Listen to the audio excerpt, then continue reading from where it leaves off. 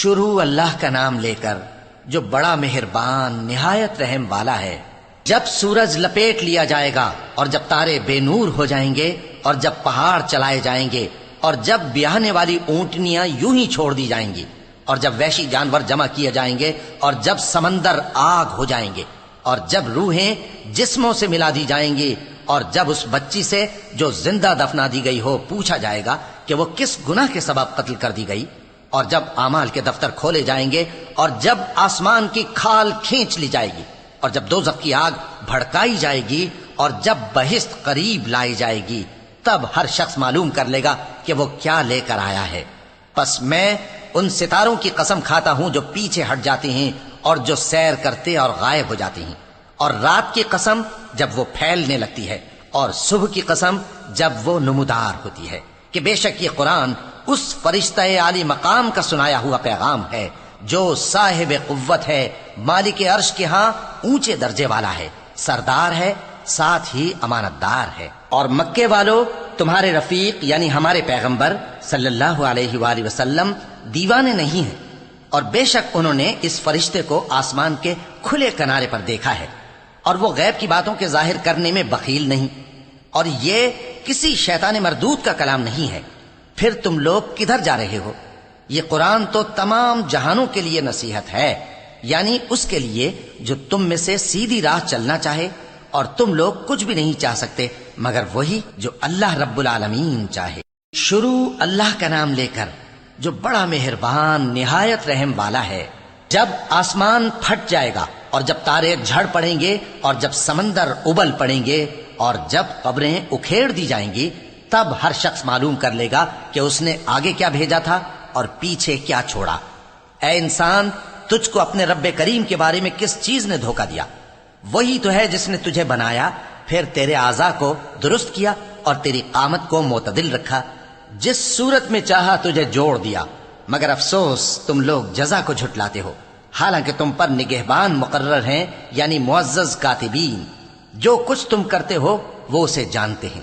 بے شک نیکوکار نعمتوں کی بہشت میں ہوں گے اور بدکردار دوزخ میں، یعنی جزا کے دن اس میں داخل ہوں گے اور اس سے چھپ نہیں سکیں گے۔ اور تمہیں کیا معلوم کہ جزا کا دن کیسا ہے؟ پھر تمہیں کیا معلوم کہ جزا کا دن کیسا ہے؟ جس روز کوئی کسی کے کچھ کام نہ آ سکے گا اور حکم اس روز اللہ ہی کا ہوگا۔ شروع اللہ کا نام لے کر جو بڑا مہربان نہایت رحم والا ہے۔ ناپ اور تول میں کمی کرنے والوں کے لیے خرابی ہے، جو لوگوں سے ناپ کر لیں تو پورا لیں، اور جب ان کو ناپ کر یا تول کر دیں تو کم دیں۔ کیا یہ لوگ یہ نہیں خیال کرتے کہ اٹھائے بھی جائیں گے؟ یعنی ایک بڑے سخت دن میں، جس دن تمام لوگ رب العالمین کے سامنے کھڑے ہوں گے۔ سن رکھو کہ بدکاروں کے اعمال نامے سجین میں ہوں گے، اور تم کیا جانتے ہو کہ سجین کیا چیز ہے؟ ایک دفتر ہے لکھا ہوا، اس دن جھٹلانے والوں کے لیے خرابی ہے، یعنی جو انصاف کے دن کو جھٹلاتے ہیں، اور اس کو جھٹلاتا وہی ہے جو حد سے نکل جانے والا گناہ کار ہے۔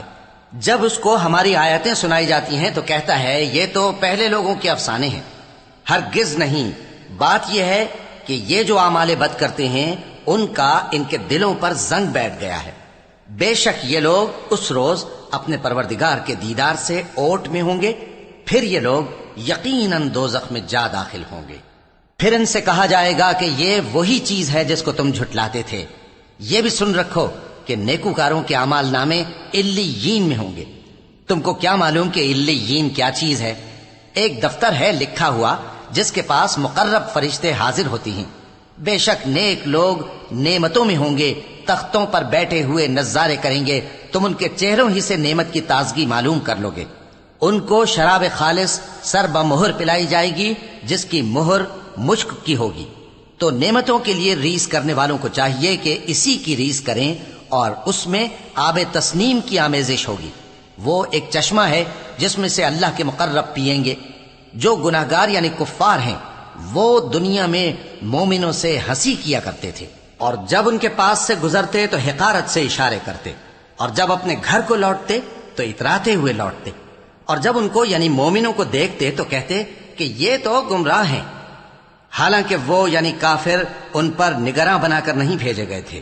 تو آج مومن کافروں سے ہنسی کریں گے کہ مسندوں پر بیٹھے ہوئے ان کا حال دیکھ رہے ہوں گے، آج کافروں کو ان کے کاموں کا پورا پورا بدلہ مل گیا نا۔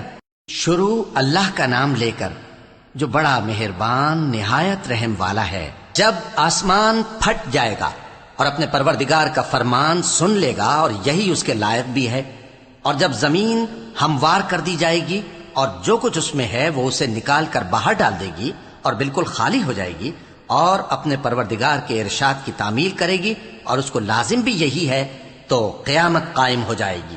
اے انسان، تو اپنے پروردگار کی طرف پہنچنے تک خوب تکلیف اٹھاتا ہے، پھر تو اس سے جا ملے گا۔ اب جس کا نامہ اعمال اس کے داہنے ہاتھ میں دیا جائے گا، اس سے حساب آسان لیا جائے گا اور وہ اپنے گھر والوں میں خوش خوش واپس آئے گا، اور جس کا نامہ اعمال اس کی پیٹھ کے پیچھے سے دیا جائے گا تو وہ موت کو پکارے گا اور دوزخ میں داخل ہوگا۔ وہ اپنے اہل و عیال ہی میں مگن رہتا تھا، وہ تو خیال کرتا تھا کہ اللہ کی طرف لوٹ کر نہ جائے گا، کیوں نہیں؟ اس کا پروردگار تو اس کو دیکھ رہا تھا۔ سو میں شام کی سرخی کی قسم کھاتا ہوں، اور رات کی، اور جن چیزوں کو وہ اکٹھا کر لیتی ہے ان کی، اور چاند کی جب وہ پورا ہو جائے، کہ تم لوگ درجہ بدرجہ ضرور چڑھو گے۔ تو ان لوگوں کو کیا ہوا ہے کہ ایمان نہیں لاتے، اور جب ان کے سامنے قرآن پڑھا جاتا ہے تو سجدہ نہیں کرتے؟